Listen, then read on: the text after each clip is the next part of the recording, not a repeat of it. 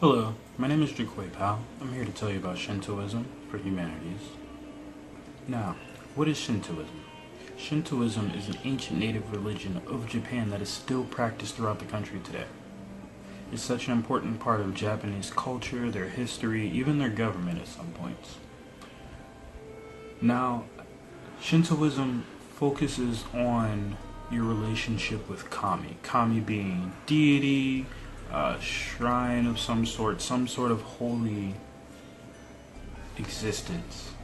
And more than 80% of the population of Japan practices Shintoism. The origin of the word means the way of kami. It emphasizes one's harmony with nature. The history of Shintoism. It's hard to trace Shintoism back to its roots because for quite a while they did not keep written records of any of their practices. It wasn't until 5th century in the Kojiki, that they finally were starting to write things down for tradition purposes. Now for quite a while, a few of the emperors of Japan have claimed to be descendants of the sun goddess Kami, Amaterasu Omikami. What else? In about the 6th century, Buddhism started to spread from India to Japan due to foreign trading. And this heavily influenced some of the Shinto practices at the time. But for quite a while, it actually existed alongside Buddhism. In the 17th century, a vigorous effort was made to revive the old ways and the ideas and practices of Shintoism.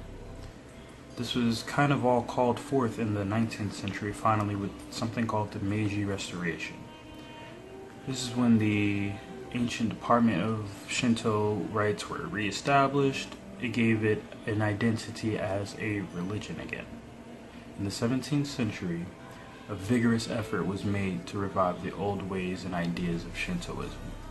This was all capped off in about 1868 with the Meiji Restoration.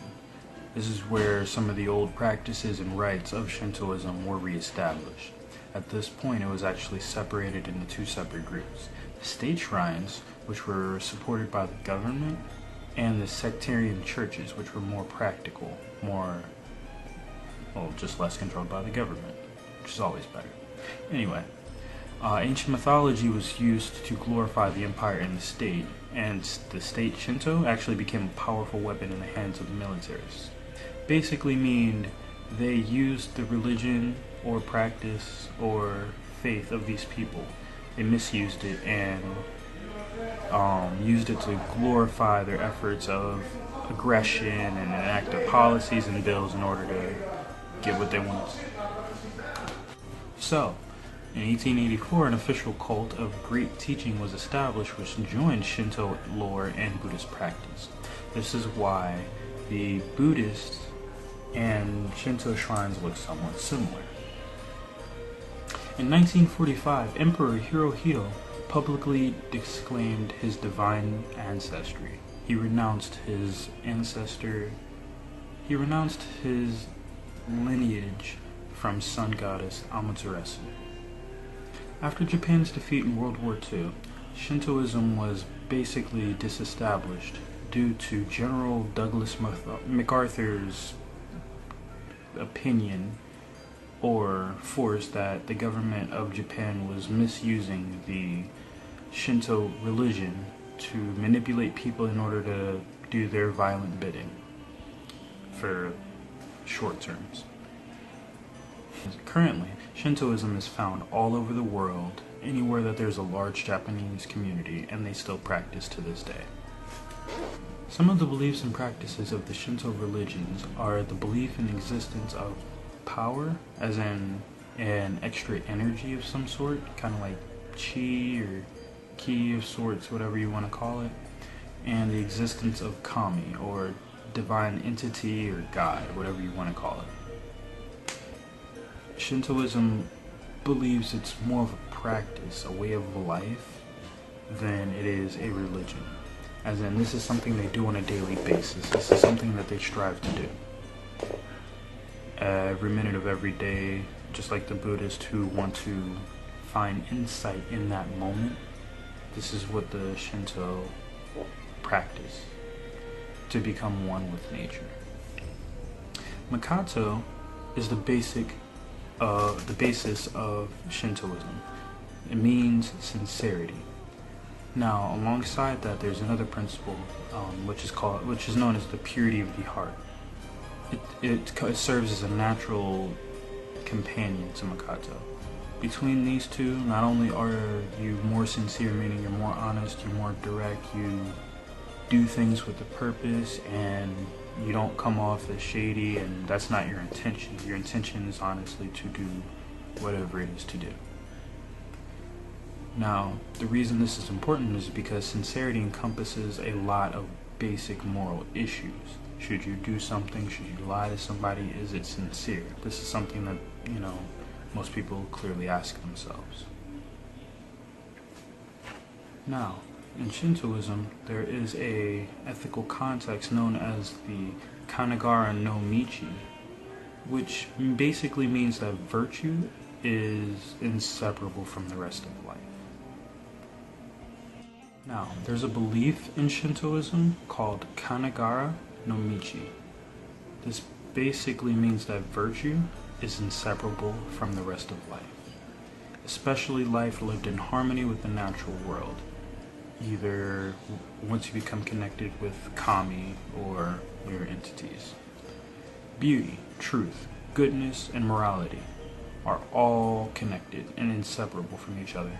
In Shintoism, they are a few events that they actually do celebrate, but some of these are very old-fashioned, very ritualistic, and the rituals themselves are performed by a male priest and a miko, which is a female shaman. With that, the main type of ritual that is usually performed is a matsuri, and it's normally performed at public events. This could be a wedding, this could be any type of important celebration. Somebody turned 18 or 16 in their country, or 14. I'm not gonna go there. And the most common type of ritual actually involves purification. It's important to remember that these rituals are designed for communications with the kami. Sometimes that communication is one way, where people just give their regards, to give their thanks, make requests, or just offer praise simply. At other times, it's a two-way communication, which people use the priest or the miko as a mediator between them and the kami to get answers, similar to a priest in Christianity. You go through the priest in order to talk to God, because you're supposed to be closer to God and able to talk to you a bit easier. We're going to talk a little bit more about kami now. Now, kami refers to the essence of an aura or divinity, kind of like I said, energy earlier. It's a life energy, if you want to say it like that. Now, there are different types of kami. There are kami abstract powers associated. There are different types of kami.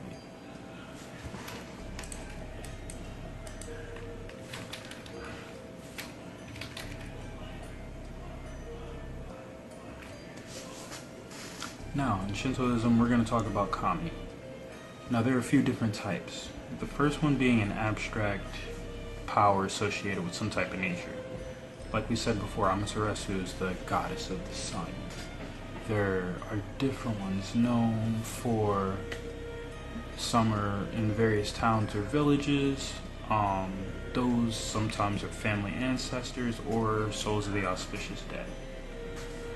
There are also different types of shrines, usually just based off of location. Like some are national shrines, like the Grand Ise Shrine, which honors Amaterasu. There's thousands of local shrines. There are household shrines where people just build shelves and gather holy equipment to put them together to offer their thanks and their praise every day at their own, their house. And sometimes they're just isolated shrines that are just out in the woods. Most of the big ones include a mikoshi, or a portable shrine that can be carried through the streets or a town for a procession or public event going on at the time, some type of festival. With that, that comes to the end of my speech. Thank you, and hopefully I didn't put you to sleep too much. Have a great day.